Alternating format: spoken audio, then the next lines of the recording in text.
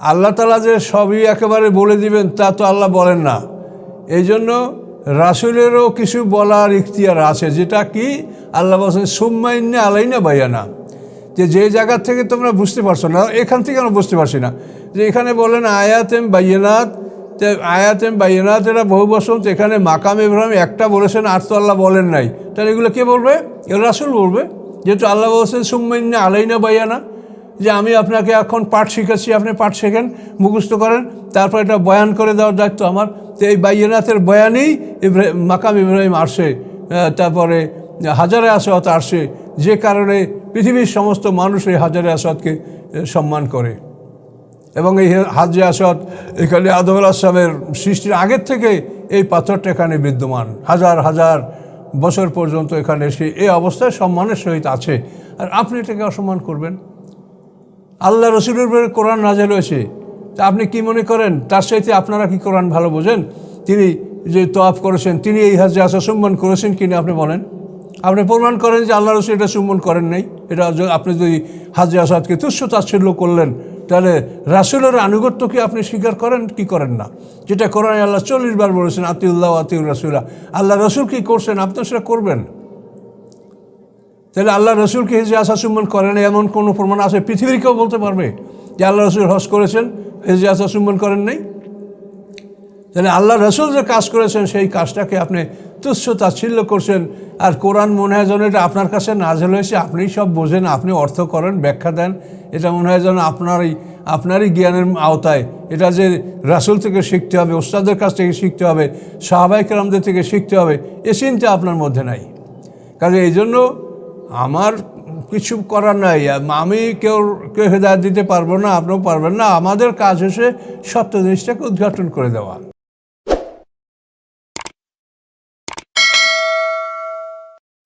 আসসালামু আলাইকুম। সম্মানিত সুধী, আল্লাহর রসুল যখন কোরআন প্রচার করছেন তখনও সমাজের এক শ্রেণীর আলেম, ইহুদি খ্রিস্টানদের আলেম, অন্যান্য জ্ঞানীরা, তারা এমন কিছু কথা উত্থাপন করতো যাতে মানুষের মনে সন্দেহ সৃষ্টি হতো। এই সন্দেহ আল্লাহ দূর করে দিয়েছেন। এই জন্য আল্লাহ কোরআন পাকে বলেছেন ওলা ইয়াতুনাকা বিমাসালিন ইল্লা জি'নাকা বিল হাক্কি ওয়া আহসানা তাফসীরা। আল্লাহ বলেন যে তারা আপনার কাছে যে কোনো সন্দেহমূলক বিষয় উপস্থাপন করুক, আমি সত্য নিয়ে আসবো এবং তার উত্তম ব্যাখ্যা আপনাকে দিব। হাক্কা বলতে এমন জিনিস যা সন্দেহ দূর করে। তো এই জন্য এখানে যে কথাগুলো আমরা পাচ্ছি যে হজের পুরোটাই কোরআনের বিরুদ্ধে, এটা মারাত্মক কথা। হজ একটা ফরজ বিধান, আতিমুল হাজ্জা ওয়াল উমরাতা লিল্লাহ, আল্লাহ ডাইরেক্ট আদেশ করেছেন হজ উমরা করার জন্য। এই হজ উমরা আমরা পালন করছি বিশ্বের মানুষ। তো এই যে সম্পূর্ণ কোরআন বিরোধী, তাহলে কোরআনের পক্ষে কি হজ আছে সেটার একটা নমুনা, একটা স্ট্রাকচার আপনাদেরকে দেখাতে হবে। এই যেটা প্রচলিত আছে এটা কোরআনের বিরুদ্ধে, আর এইটা কোরআনের পক্ষে, এই দুটো আপনি দেখাতে হবে। না দেখাইলে আপনি মানুষের মধ্যে শুধু একটা সন্দেহ সৃষ্টি করে ছেড়ে দিবেন। এটা আপনি করলে আপনাকে আমি কিছু করতে পারবো না, সবাই ফ্রি, কিন্তু আল্লাহর কাছে ব্যাপারে আপনাকে কঠিন জবাবদিহিতার সম্মুখীন হতে হবে। আপনি যদি ইমানদার হয়ে থাকেন তা আপনি এটা বিশ্বাস করেন। আপনি একটা কথা বলছেন, সন্দেহ সৃষ্টি করছেন, সন্দেহটা দূর করে দেন। কি জানা আছে আপনার কাছে যে আমাদের যে হজ পালন করা হচ্ছে এইটা সম্পূর্ণ কোরআন বিরোধী? আমি দেখি যে সব কোরআনের পক্ষে। হজের নিয়াত সম্বন্ধে ইফরাদ, কিরান, তামাত্তু এগুলি সব কোরআনে আছে। ফামান তামাত্তা বিল হজ্জে ইলাল উমরাতে, এই হজ্জে তামাত্তু, কিরান, ইফরাদ এগুলি সব কোরআনে এভাবে উল্লেখ আছে। আয়াতে তাফসীর এগুলো সব আসছে। হজের প্রধান অনুষ্ঠান হলো 9 তারিখে আরাফাতে অবস্থান করা। তো আল্লাহ তাআলা কোরআন পাকে পরিষ্কার বলছেন ফাইজা আফাতুম মিন আরাফাতিন ফাজকুরুল্লাহ ইনদা মাশআরিল হারাম, যে আরাফাত থেকে যখন তোমরা ফিরে আসবে তখন প্রতিমধ্যে মাশআরে হারামে তোমরা অবস্থান করবে এবং সেখানে আল্লাহকে স্মরণ করবে। অর্থাৎ আরাফাত থেকে তোমরা মুজদালিফায় অবস্থান করবে, এটা কোরআনে আছে। তা আরাফাত থেকে ফিরবে, তাহলে মানে যদি না যান তাহলে ফিরবেন কেমন? আগে তো আরাফাতে যেতে হবে, তারপর ফিরতে হবে। তা আল্লাহর কথাগুলো এরকম সংক্ষেপে তিনি বলেন। আরাফাতে যাওয়ার কথা না বলে বললেন কি, আরাফাত থেকে যখন তোমরা ফিরবে তখন তোমরা মাশআরে হারামে আল্লাহকে স্মরণ করবে। এই মাশআরে হারাম একটা পাহাড়ের নাম, এটা মুজদালিফায় অবস্থিত। তো আরাফাতে আমরা মানে জমায়ে তাকদিম অর্থাৎ জোহরের সময় জোহর আসর পরে সন্ধ্যা পর্যন্ত অবস্থান করে সেখান থেকে আমরা সূর্যাস্তের পরে মুজদালিফায় গিয়ে এশার সময় জমায়ে তাখির এশা মাগরিব একত্রে পড়ে সেখানে রাত কাটানোর পরে ফজরের নামাজ পড়ে সেখান থেকে আমরা মিনায় যাব। তাহলে আমরা যেগুলি করছি এগুলি সবই তো কোরআনে বর্ণিত আছে। তারপরে মিনায় যাওয়ার পরে সেখান থেকে আমরা জামরায়ে আকাবা বড় প্রতীক, শয়তানের প্রতীকের বয়ে পাথর নিক্ষেপ করার পরে আমরা সেখান থেকে যেখানে কোরবানির জায়গা, পশু কোরবানির জায়গা যেখানে, তো সেখানে পশু কোরবানি, তারপর মাথা মুন্ডন, এগুলি সম্পর্কে সবই কোরআনে বলা আছে। কোরআনে বলা আছে ওয়ালা তাহালিকু রুউসাকুম হাত্তা ইয়াবলুগাল হাদিউ মাহিল্লা, যে কোরবানির পশুগুলি জবের স্থানে না যাওয়া পর্যন্ত তোমরা মাথা মুন্ডন করবে না। তাহলে মাথা মুন্ডনের বিষয়টা কোরআনে বলা আছে। তো ওই দিন কোরবানি দিয়া তারপরে মাথা মুন্ডন করে তারপর মক্কায় গিয়ে তওয়াফে জিয়ারাত ফরজ তাওয়াফটা করতে হবে। তো এভাবে প্রত্যেকটি বিষয় সম্পর্কিত কোরআনে আল্লাহ তাআলা স্পষ্ট বলেছেন। এবং বিশেষ করে আল্লাহ রসুল যখন হজ করেছেন তার সাথে 70,000 সাহাবী আল্লাহ রসুলের সাথে ছিলেন। অষ্টম হিজরিতে রমজান মাসে মক্কা বিজয় হয়। ইচ্ছা করলে আল্লাহ রসুল সে বছরও হজ করতে পারতেন, কিন্তু করেননি। নবম হিজরিতেও তিনি করেননি, দশম হিজরিতে তিনি করেছেন এবং এইটাকে বিদায় হজ বলা হয়। এই হজের 81 দিন পরে আল্লাহ রসুল ইন্তেকাল করেন। তো এখন আপনি ভেবে দেখেন যে আল্লাহ রসুল অষ্টম নবম এই 2 বছরে হজ না করে দশম হিজরিতে করলেন। এর মধ্যে একটা বিরাট হিকমত আছে। সেটা হলোই যে যতই দিন পার হবে মুসলমানদের সংখ্যা বাড়বে, কাজেই দশম হিজরিতে হজ করার কারণে বহু সংখ্যক মুসলমান আল্লাহ রসুলের সাথে হজ করার সুযোগ পেয়েছেন। এই জন্য আল্লাহ তাআলা মানে তার রাসূলকে যেভাবে আদেশ করেছেন আল্লাহ রাসূল সেভাবেই কাজ করেছেন। তিনি ইন্তেকালের মাত্র 80 বা 81 দিন পরে, 81 দিন পূর্বে তিনি হজ সম্পন্ন করেছেন, যাতে বহু লোক হজে উপস্থিত থাকতে পারে এবং আল্লাহ রাসূলের সাথে প্রত্যক্ষভাবে সরাসরিভাবে তারা হজের প্রশিক্ষণ লাভ করতে পারে। এই জন্য আল্লাহ তাআলা এই ব্যবস্থা করেছেন। তো এখানে এই হজটার মধ্যে আপনারা এমন কি পেলেন যে আপনারা বললেন যে এটা সম্পূর্ণ কোরআন বিরোধী? তো কোরআনে কি হজ আছে সেটা আপনি বলেন। কোরআনে কি হজ আছে? এই তো কোরআনের আয়াতগুলি তো আমরা সব দেখলাম, এই সব আয়াতে সব কিছু বলা আছে। এরপরে আল্লাহ বলছেন আযকুরুল্লাহ ফি আইয়ামিন মা'দুদাত, তোমরা নির্ধারিত সময় আল্লাহকে স্মরণ করো। এই নির্ধারিত সময় হলো 9 তারিখে আরাফাতে অবস্থান করা, তারপরে সেখান থেকে রাতে মুজদালিফায় অবস্থান করা, মিনায় অবস্থান করা, সেখানে 10 তারিখ হলো কোরবানির দিন, সেদিন সেখানে কোরবানি করা এবং কোরবানি করার পরে তওয়াফে জিয়ারাত ফরজ তওয়াফ করা, সেখান থেকে আবার মিনায় ফিরে এসে রাত কাটানো। মিনায় 11, 12 এই 2 তারিখে সেখানে মিনায় রাত কাটাতে হবে। আর যদি কেউ 13 তারিখ থাকে তাও থাকতে পারে। এখানে আল্লাহ তাআলা এই পাথর নিক্ষেপের ব্যাপারে মানুষকে যে আদেশ দিলেন সেটাতে আয়াতে স্পষ্ট যে আল্লাহ বললেন কি আযকুরুল্লাহ ফি আইয়ামিন মা'দুদাত, গণিত মানে নির্ধারিত কয়েকটা দিনে আল্লাহকে স্মরণ করুন। এখানে আল্লাহ বলেন ফামান তাআজ্জালা ফি ইয়াওমাইনি ফালা ইসমা আলাইহি ওয়া মান তাআখারা ফালা ইসমা আলাইহি, যে যদি কেউ দ্রুত 2 দিনের মধ্যে সম্পন্ন করে তারও কোনো পাপ হবে না, এবং যদি কেউ 3য় দিন অপেক্ষা করে 3য় দিনে কাজ সম্পন্ন করে তাও কোনো পাপ হবে না। এর অর্থ হলো 11 তারিখে আপনি অবশ্যই মিনায় ফিরে এসে রাত কাটাবেন এবং 11 তারিখ জোহরের নামাজের পরে আপনি সেখানে 3টা পাথরে মানে যে প্রতীক, শয়তানের প্রতীক 321টা পাথর আপনি নিক্ষেপ করবেন 11 তারিখ, এবং 12 তারিখও ঠিক ওভাবে আপনি মিনায় অবস্থান করে আসরের পরে জোহরের পরে আপনি 21টা পাথর নিক্ষেপ করবেন। এরপরে 13 তারিখের কোনো তাফসীরকাররা বলেন যে 13 তারিখ রাতে মিনায় থাকলে 13 তারিখের পাথর মারতে হবে। আর কতক বলেন যে না, যদি শবে সাদেকের আগেও সে মিনা ত্যাগ করে, মানে 13 তারিখ শবে সাদেকের পূর্বেও যদি মিনা ত্যাগ করে তাহলে তার পাথর মারতে হবে না।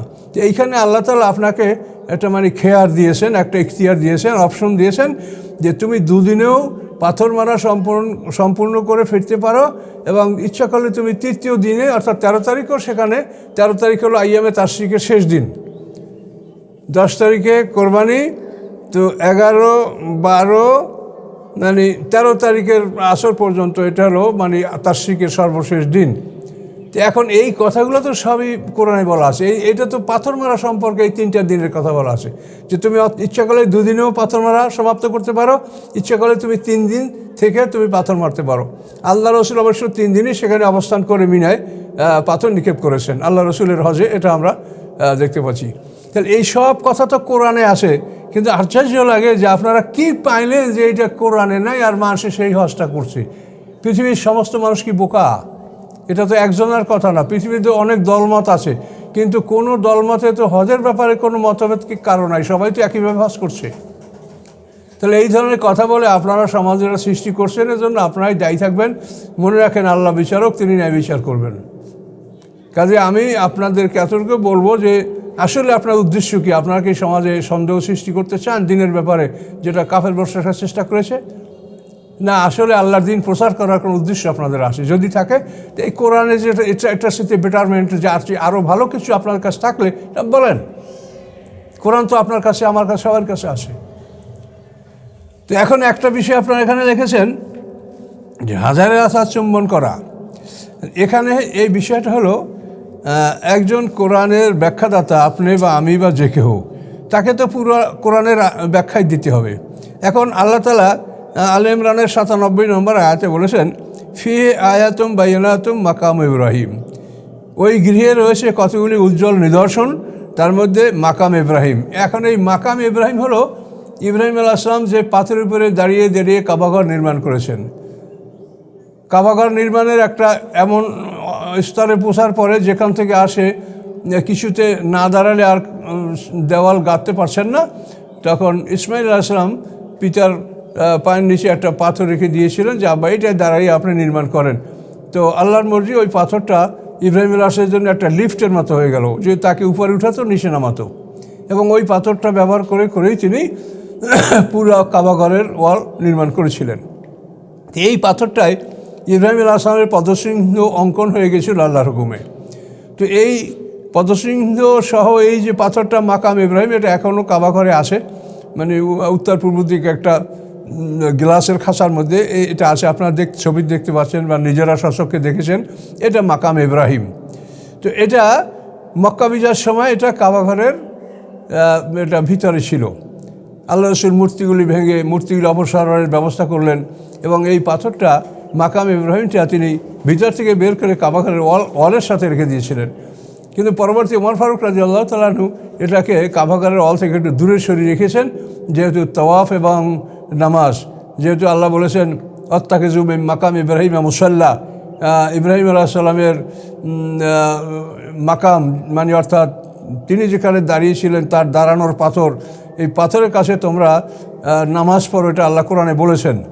তো এই জন্য নামাজ পড়া, তাওয়াফ করা, এটা যাতে মানে একটা কষ্ট না হয়, ওমর ফারুক এই জন্য পাথরটা একটু কাবাঘর থেকে ওয়াল থেকে দূরে সরিয়ে রেখেছেন, যাতে মানুষেরা মাতাফের জায়গাটা পরিষ্কার থাকে এবং মানুষেরা ঘুরে তাওয়াফ করতে পারে, আর তাওয়াফ শেষে ওখানে নামাজ পড়তে পারে।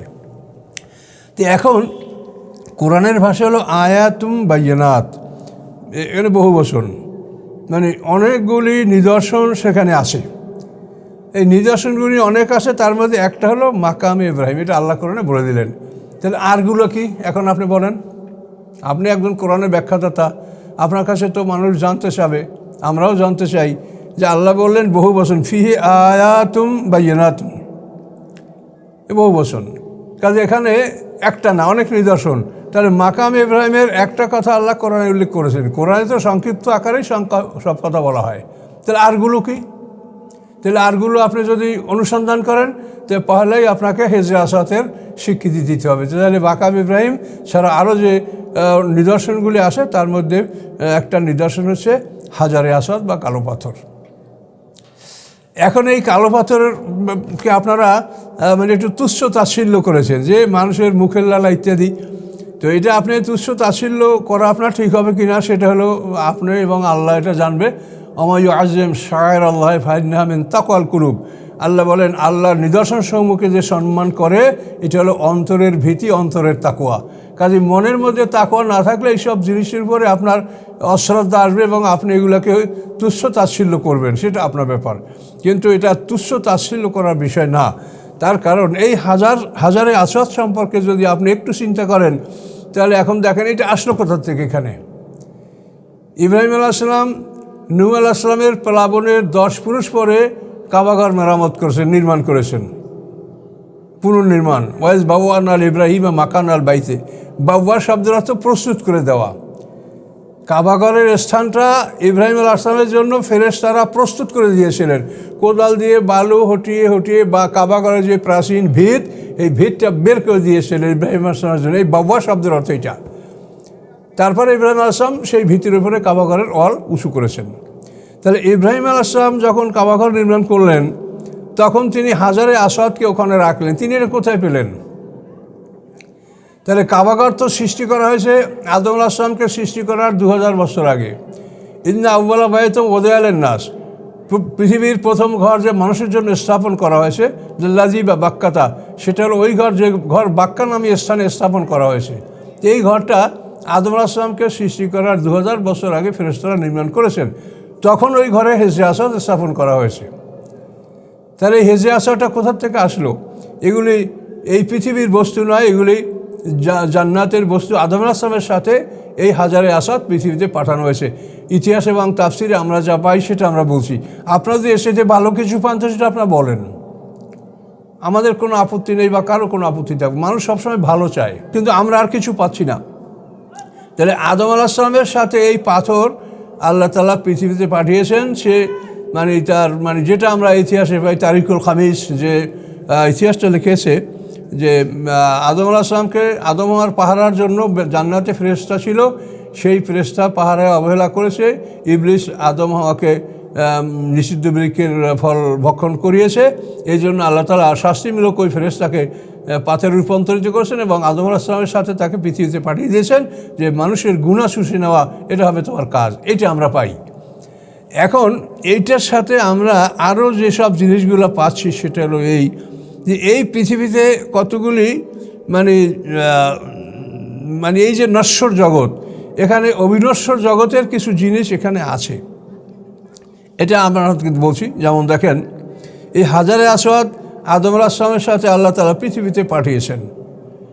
আচ্ছা, মূসা আলাইহিস সালামের লাঠি, এই লাঠিটা পৃথিবীতে এখনও আসে। কোথায় আসে আল্লাহ ভালো জানেন।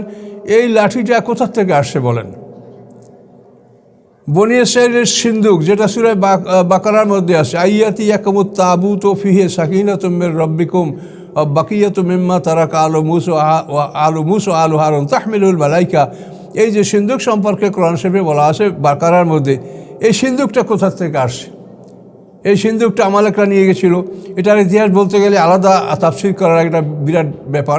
আমি শুধু নাম বলে যাচ্ছি যে এই অবিনশ্বর জগৎ, অর্থাৎ এই পৃথিবীতে অন্য জগৎ থেকে আল্লাহ তাআলা জান্নাত কি অন্য জায়গা যেখান থেকে হোক আল্লাহ তাআলা তার কতগুলি উজ্জ্বল প্রমাণ এই পৃথিবীতে পাঠিয়েছেন। তার মধ্যে এক নম্বর হলো মূসা আলাইহিস সালামের লাঠি, বনী ইসরাঈলদের সিন্দুক, ইউসুফ আলাইহিস সালামের জামা, তারপরে এই হাজারে আসওয়াদ, মা হাওয়ার চুলা তান্নুর, ফারাত তান্নুর, যে চুলার থেকে নূহ আলাইহিস সালামের বন্যার সময় পানি বের হয়েছিল। এই চুলাটা কার চুলা? এটা মা হাওয়া। এই আদম আলাইহিস সালামের সাথে মা হাওয়া যখন পৃথিবীতে একত্রিত আসেন তখন তাদেরকে কিছু সরঞ্জাম সহ পৃথিবীতে পাঠানো হয়েছে। সেই সরঞ্জামের মধ্যেই এই সম্ভবত এই যে সিন্দুকটা, তাবুত, এটা তো কোরআনে বলা আছে। তারপরে মা হাওয়ার চুলা, মূসা আলাইহিস সালামের লাঠি, তারপরে মূসা আলাইহিস সালামের বগলে একটা পাথর, হাজারে মূসা।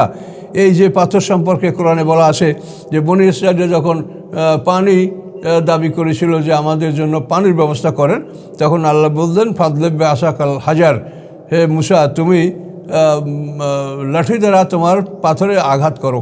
মূসা আলাইহিস সালাম আঘাত করলেন, ফান ফাজারাত মিন হুসনাতা আশরাতা আইনা, আঘাত করার সাথে সাথে ওখান থেকে ওই পাথর থেকে 12টা নহর প্রবাহিত হয়ে গেল। এই পাথরটা মূসা আলাইহিস সালামের সাথে তার বগলে থাকতো। এই পাথরই মূসা আলাইহিস সালামের কাপড় নিয়ে পালিয়েছিল। এইসব ইতিহাসগুলো আছে। তাহলে এখন দেখেন মূসা আলাইহিস সালামের লাঠি, বনী ইসরাঈলের সিন্দুক, ইউসুফ আলাইহিস সালামের জামা। এই জামা এমন এক জামা, ইউসুফ আলাইহিস সালাম বললেন এযহাবু কামিসি হাজা ফালকুগাল ওয়াজা বিয়াতে বাসিরা, তোমরা আমার এই জামাটা নিয়ে যাও, এটা আমার বাবার চেহারার উপরে, তার মুখমণ্ডলের উপরে রাখো, সে দৃষ্টিশক্তি লাভ করবে। সত্যিই তাই হলো। যখন এই জামাটা তাদের মানে ঈসা আলাইহিস সালামের পিতার চেহারায় রাখা হলো ফারতাদ্দা বাসিরা, তখন সে দৃষ্টিসম্পন্ন হলেন, তিনি দৃষ্টিশক্তি লাভ করলেন। তাহলে একটা জামায় কী করে মানুষের দৃষ্টিশক্তি ফিরে যেতে পারে? এই জামাটা কোথার জামা? তারপর এই হাজারে আসওয়াদ এর ইতিহাসটা হলো যে এটা আপনি মানে কোরআন থেকে আপনি বুঝবেন, যেহেতু আল্লাহ তাআলা বলেছেন বাইয়িনাত, উজ্জ্বল প্রমাণসমূহ। তো এখানে এই হাজারে আসওয়াদ এটাকে ফেরেশতারা যখন কাবাঘর নির্মাণ করছে তখনই এই কাবাঘরে তারা স্থাপন করেছে। নূহ আলাইহিস সালামের বন্যার সময় কাবাঘরের অন্যান্য স্ট্রাকচার বন্যায় ধ্বংস হয়েছে, কিন্তু হাজারে আসওয়াদকে জিবরিল আমিন আল্লাহর হুকুমে আবু কুবাইস পাহাড়ে সংরক্ষণ করেছিলেন। এবং ইব্রাহিম আলাইহিস সালাম যখন কাবাঘর পুনর্নির্মাণ করতেছিলেন তখন তিনি ইসমাইল আলাইহিস সালামকে বলেছিলেন যে বাবা এই জায়গার পাথরটা কোথায়? তখন ইসমাইল আলাইহিস সালাম খুঁজে খুঁজে একটা পাথর নিয়ে আসছিলেন, সেই পাথরটার নাম হাজারে ইসমাইল। কিন্তু ইতিমধ্যে জিবরিল আমিন ইব্রাহিম আলাইহিস সালামের কাছে হাজারে আসওয়াদ হস্তান্তর করেন এবং এই হাজারে আসওয়াদ তিনি যথাস্থানে রাখেন।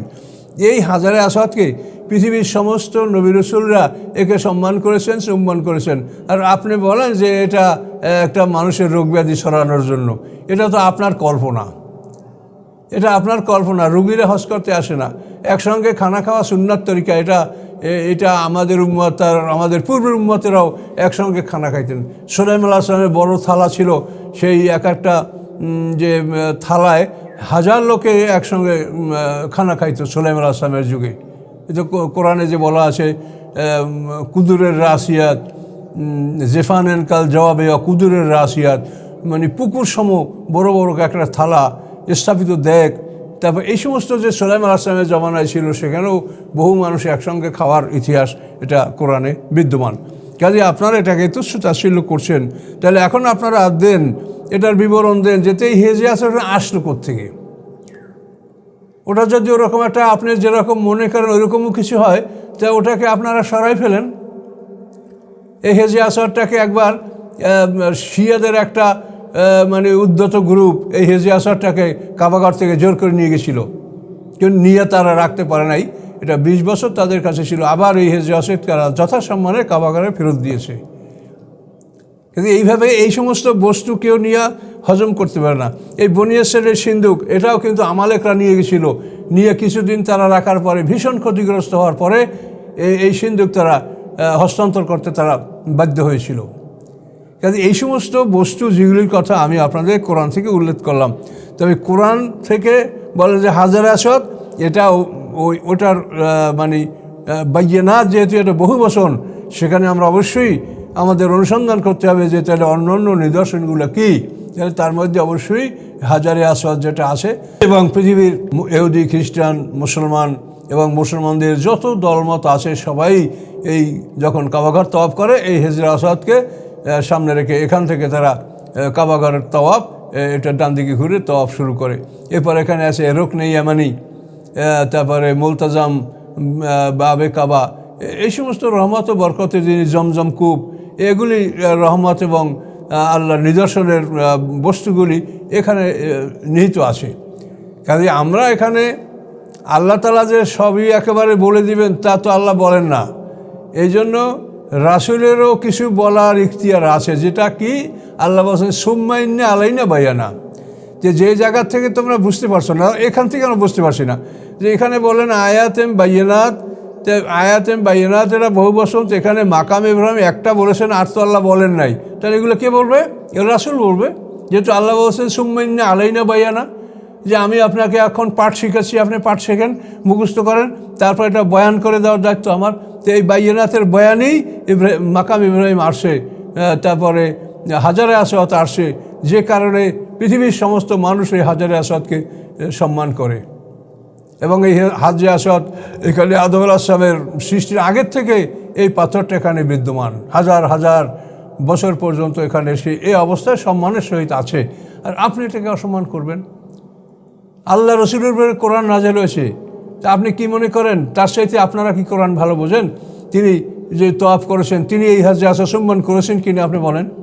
আপনি প্রমাণ করেন যে আল্লাহ রসুল এটা চুম্বন করেন নাই। এটা আপনি যদি হাজরে আসওয়াদকে তুচ্ছ তাচ্ছিল্য করলেন, তাহলে রাসূলের আনুগত্য কি আপনি স্বীকার করেন কি করেন না? যেটা কোরআনে আল্লাহ 40 বার বলেছেন, আতিউল্লাহ আতিউর রাসূলা। আল্লাহ রসুল কি করছেন আপনি সেটা করবেন।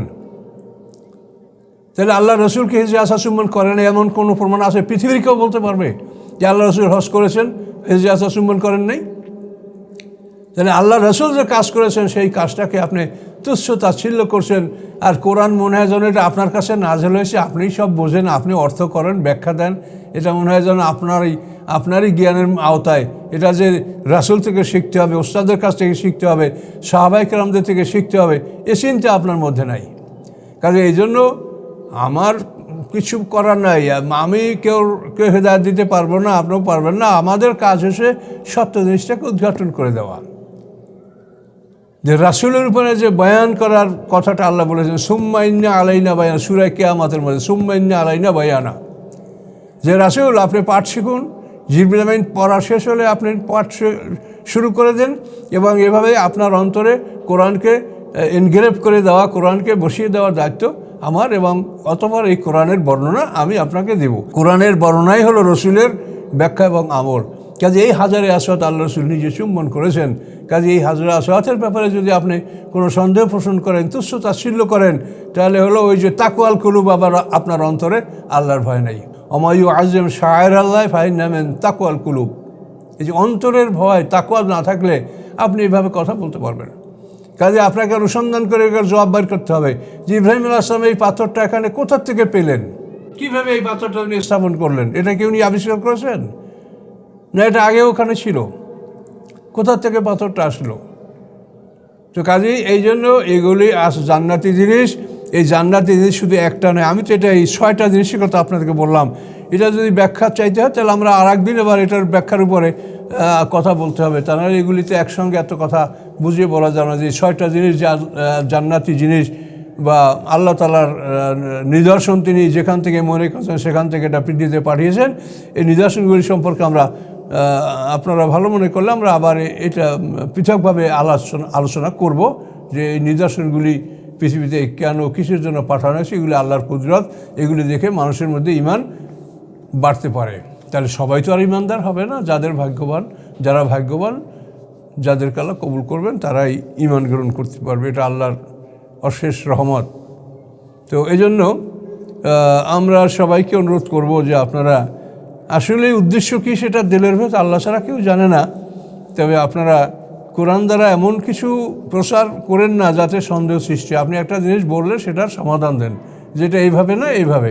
আপনারা যেটা বেটার জিনিস উপস্থাপন করতে পারেন সে সবার কাছে গ্রহণযোগ্য হবে, আমার কাছেও হবে। কাজে আপনারা ওই সমালোচনা করে রেখে দিলেন আর তার সমাধান দিলেন না, বা তার সাথে ভালো কিছুটা আপনি বললেন না, এভাবে একটা সন্দেহ সৃষ্টি করতে তো আল্লাহ নিষেধ করেছেন। যেটা আল্লাহ বলেই দিয়েছেন যে কাফেররাই এরকম কোরআনের ব্যাপারে সন্দেহ সৃষ্টি করতো, আর আল্লাহ বলেন আমি তার সত্য ব্যাখ্যা এবং উত্তম মানে হাসানা তাফসিরা, আমি সন্দেহ দূরকারী কথা এবং উত্তম ব্যাখ্যা আমি রাসূলকে দিয়েছি। তো এ পর্যন্তই আজকে আলোচনা আমাদের থাকলো। আসসালামু আলাইকুম।